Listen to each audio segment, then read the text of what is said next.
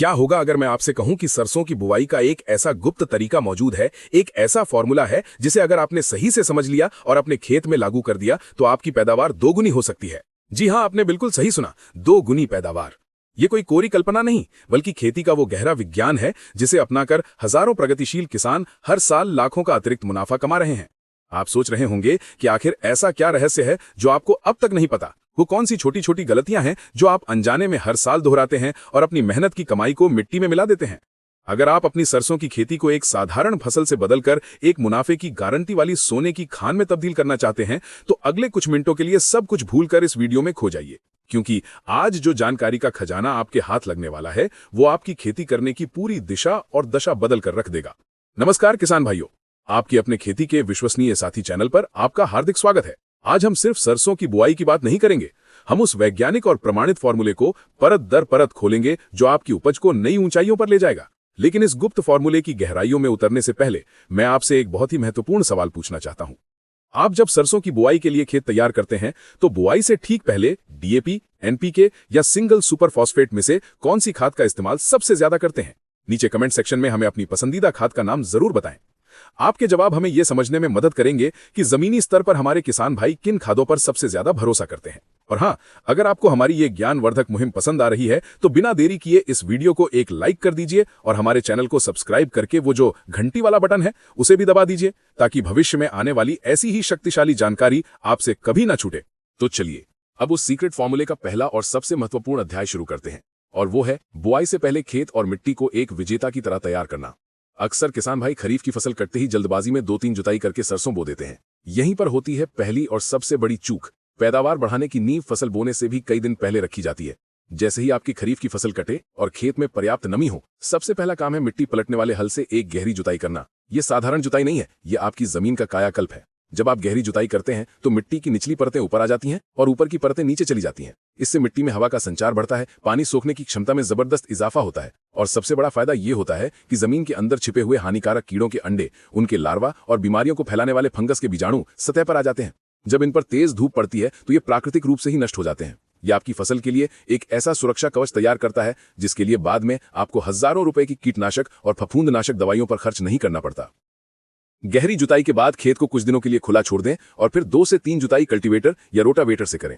हर जुताई के बाद पाटा लगाना अनिवार्य है। पाटा लगाने को कभी भी एक मामूली काम मत समझिए। ये आपके खेत को समतल करता है, जिससे सिंचाई का पानी पूरे खेत में एक समान रूप से फैलता है। कहीं पर पानी भरता नहीं है और कहीं पर सूखा नहीं रहता। साथ ही ये मिट्टी के ढेलों को तोड़कर उसे भुरभुरा बनाता है और मिट्टी की ऊपरी सतह पर एक महीन परत बना देता है, जिससे खेत की नमी लंबे समय तक सुरक्षित रहती है और अंकुरण के लिए एक आदर्श बिस्तर तैयार होता है।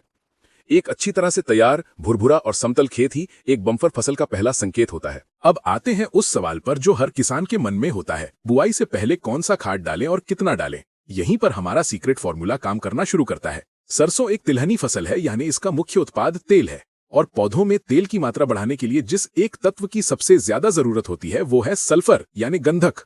आप इसे सरसों की फसल का प्रोटीन पाउडर समझ सकते हैं। अगर आपकी जमीन में सल्फर की कमी है तो आप चाहे दुनिया की सबसे अच्छी खाद डाल दें, आपको कभी भी मोटे, वजनदार और तेल से भरपूर दाने नहीं मिलेंगे। इसलिए खेत की अंतिम जुताई के समय आपको बेसल डोज यानी बुआई से पहले दी जाने वाली खाद का प्रबंधन बहुत ही वैज्ञानिक तरीके से करना होगा। 1 एकड़ सिंचित क्षेत्र के लिए आपको लगभग 35 से 40 किलोग्राम नाइट्रोजन, 20 से 25 किलोग्राम फास्फोरस, 15 किलोग्राम पोटाश और सबसे जरूरी 10 से 15 किलोग्राम सल्फर की आवश्यकता होती है। इस जरूरत को पूरा करने का सबसे अच्छा तरीका यह है कि आप अंतिम जुताई के समय प्रति एकड़ के हिसाब से लगभग 50 किलोग्राम डीएपी, या अगर आपकी जमीन में सल्फर की कमी ज्यादा है तो 100 से 120 किलोग्राम एसएसपी यानी सिंगल सुपर फॉस्फेट का प्रयोग करें। डीएपी में फास्फोरस के साथ नाइट्रोजन भी मिल जाती है, जबकि एसएसपी में फास्फोरस के साथ साथ कैल्शियम और सल्फर का भी एक बड़ा हिस्सा होता है, जो इसे सरसों के लिए एक बेहतरीन विकल्प बनाता है। इसके साथ आपको 25 से 30 किलोग्राम एमओपी यानी म्यूरेट ऑफ पोटाश भी मिलाना है। पोटाश आपके पौधे को मजबूती देता है, उसे बीमारियों से लड़ने की ताकत देता है और दानों में चमक पैदा करता है। और जैसा कि हमने बताया, सल्फर का महत्व सबसे अधिक है। अगर आप एसएसपी नहीं डाल रहे हैं तो आपको अलग से 8 से 10 किलोग्राम बेंटोनाइट सल्फर, जो दानेदार रूप में आता है, प्रति एकड़ के हिसाब से जरूर डालना चाहिए।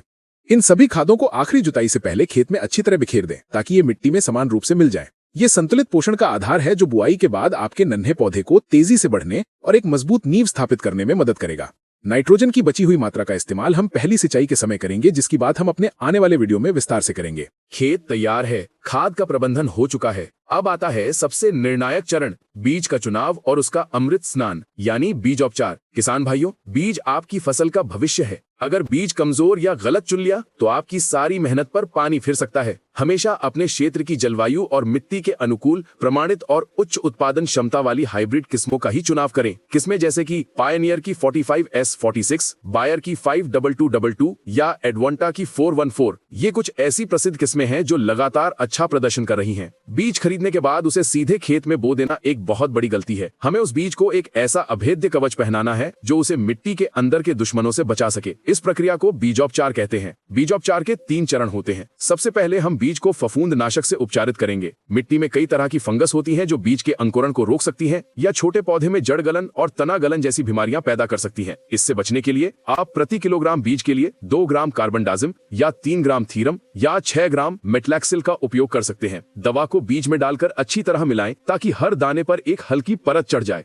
दूसरा चरण है कीटनाशक से उपचार। सरसों की शुरुआती अवस्था में चितकबरा कीट यानी पेंटेड बग और आरा मक्खी बहुत नुकसान पहुंचाते हैं। इनसे बचाव के लिए फफूंद नाशक से उपचारित बीज को इमिडाक्लोप्रिड की 5 से 7 मिलीलीटर मात्रा प्रति किलोग्राम बीज के हिसाब से उपचारित करें। ये उपचार आपके पौधे को शुरुआती 15 से 20 दिनों तक रस चूसने वाले कीटों से सुरक्षित रखेगा। अब आता है बीजोपचार का वो गुप्त चरण जो बहुत कम किसान अपनाते हैं और जो आपकी पैदावार में अतिरिक्त उछाल ला सकता है, जैविक उपचार। रासायनिक उपचार के बाद जब बीज हल्का सूख जाए तो उसे एजोटोबैक्टर और पीएसबी यानी फॉस्फोरस सॉल्युबलाइजिंग बैक्टीरिया कल्चर से उपचारित करें। ये मित्र जीवाणु हैं। एजोटोबैक्टर हवा में मौजूद मुफ्त की नाइट्रोजन को खींचकर आपके पौधे को देता है और पीएसबी मिट्टी में पड़ी उस फॉस्फोरस को, जिसे पौधा सीधे नहीं ले पाता, उसे घुलनशील रूप में बदल देता है। ये आपके पौधे के लिए एक तरह का प्राकृतिक टॉनिक है जो रासायनिक खादों पर आपकी निर्भरता को कम करता है और जड़ों का विकास बेहतरीन तरीके से करता है। इस तरह 3 स्तरीय सुरक्षा कवच से लैस बीज जब खेत में जाता है तो उसका अंकुरण लगभग 100% होता है और पौधा शुरुआत से ही स्वस्थ और मजबूत रहता है। फॉर्मूले के सभी महत्वपूर्ण पड़ाव पार करने के बाद अब हम अंतिम चरण पर हैं, बुआई का वैज्ञानिक तरीका। बुआई का सही समय, सही विधि और सही गहराई, ये तीनों मिलकर आपकी सफलता को सुनिश्चित करते हैं। सरसों की बुआई का सबसे उत्तम समय अक्टूबर का पहला पखवाड़ा यानी 5 अक्टूबर से लेकर 25 अक्टूबर के बीच माना जाता है। इस समय तापमान अंकुरण के लिए सबसे अनुकूल होता है। अगेती बुआई करने से फसल पर बीमारियों का प्रकोप बढ़ सकता है और ज्यादा पछेती बुआई करने से माहू या चेम्पा के आक्रमण की संभावना बढ़ जाती है और दाने भी सही से नहीं भर पाते। बुआई के तरीके में ही पैदावार का एक और बड़ा रहस्य छिपा है।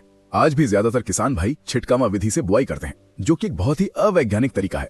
इसमें बीज कहीं ज्यादा गिरता है तो कहीं कम, जिससे पौधों की दूरी अनियमित रहती है और निराई गुड़ाई जैसे कामों में भी दिक्कत आती है। पैदावार को बढ़ाने के लिए आपको ये आदत छोड़कर कतार में बुआई करने की विधि को अपनाना होगा। इसके लिए सीड ड्रिल मशीन का प्रयोग सबसे उत्तम है। सीड ड्रिल से बुआई करने पर बीज और खाद दोनों एक साथ सही गहराई और सही दूरी पर पड़ते हैं। कतार से कतार की दूरी 45 सेंटीमीटर यानी लगभग 1.5 फीट और पौधे से पौधे की दूरी 15 से 20 सेंटीमीटर रखनी चाहिए। बीज को 4 से 5 सेंटीमीटर से ज्यादा गहरा न बोएं। इस वैज्ञानिक विधि से बुआई करने पर न सिर्फ आपका लगभग 25% बीज बचता है, बल्कि हर पौधे को बढ़ने, शाखाएं फैलाने और फलियां बनाने के लिए भरपूर जगह, धूप और हवा मिलती है, जिसका सीधा असर आपकी पैदावार पर पड़ता है। एक समान दूरी पर उगे हुए स्वस्थ पौधे ही एक लहलहाती और बम्पर फसल की निशानी होते हैं। तो किसान भाइयों, ये है सरसों की बुआई का वो संपूर्ण और अचूक फॉर्मूला, जिसे अगर आपने अक्षरशः अपना लिया तो यकीन मानिए इस साल आपके खेत में सरसों की पैदावार के पिछले सारे रिकॉर्ड टूट जाएंगे। एक अच्छी तरह से तैयार खेत, खाद और सल्फर का संतुलित बेसल डोज, त्रिस्तरीय बीजोपचार और सीड ड्रिल से कतारों में सही समय पर की गई बुआई, ये सफलता का वो मंत्र है जो आपके मेहनत को सही दिशा देगा और आपको एक साधारण किसान से एक स्मार्ट और प्रगतिशील किसान की श्रेणी में खड़ा कर देगा। हमें पूरी उम्मीद है कि इस वीडियो में दी गई विस्तृत जानकारी आपकी सरसों की फसल के लिए वरदान साबित होगी। अगर इस विषय से जुड़ा आपका कोई भी सवाल या कोई शंका है तो निसंकोच होकर नीचे कमेंट्स में लिखिए। हमें आपके हर सवाल का जवाब देने में खुशी होगी। इस ज्ञान को केवल अपने तक सीमित न रखें। इस वीडियो को अपने सभी किसान भाई बहनों और व्हाट्सएप ग्रुप्स में ज्यादा से ज्यादा शेयर करें ताकि हर कोई इस वैज्ञानिक विधि का लाभ उठा सके। सरसों की खेती के आगे की जानकारी, जैसे कि पहली सिंचाई कब करें, कौन सा स्प्रे करें और खरपतवार नियंत्रण कैसे करें, इन सब पर हम जल्द ही एक नया वीडियो लेकर आएंगे। तब तक के लिए जुड़े रहिए हमारे साथ। धन्यवाद।